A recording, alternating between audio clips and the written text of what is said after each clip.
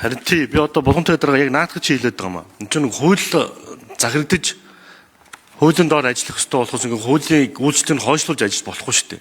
Энд чинь үндсэн зарчим нь баггүй юу? Тэрнээс энэ хуулийн төслийн юус эсэргүүцээд байгаа юм биш юм. Тэгээд дахиад асууж байгаа юм би энэ өөрсдийнх нь бичиж өгсөн үндслэл үзэл баримтлаас л суугаад байгаа шүү. Тэгэхээр ингээ ерөөсөө хариулахгүй ингээ тодорхойгүй байгаа байхгүй.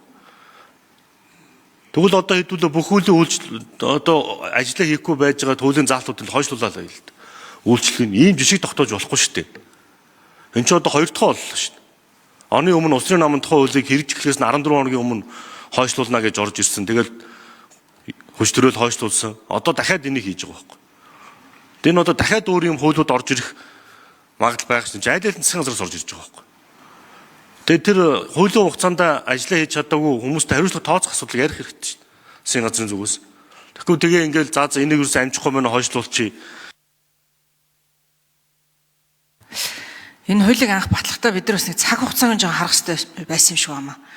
Өнгөрсөн оны 2024 оны 6 сард батлагдаад тэгээд улсын хурлын сонгуул гээд орон нутгийн сонгуул гээд шинэ одоо иргэдийн хуралтай засаг даргын бүтэц бүрэлдэхүүн гээд за ингээд энэний араас шууд бараг энэ хэрэгжээд батлагдаад явхаар хитрхи шахуу хийчихэр ингээ хуулийн хэрэгжилт хангагдаж чадхаа байчих.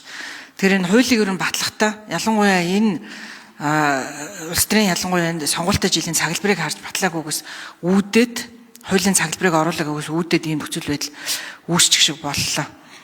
Энэ дэр нэмэлт эрдэнэ үүрийн сайд тайлбар за ер нь бол ийм л юм болсон юм шиг байна. Байнгын хорон дээрс тэгж тайлбарлаж ирсэн.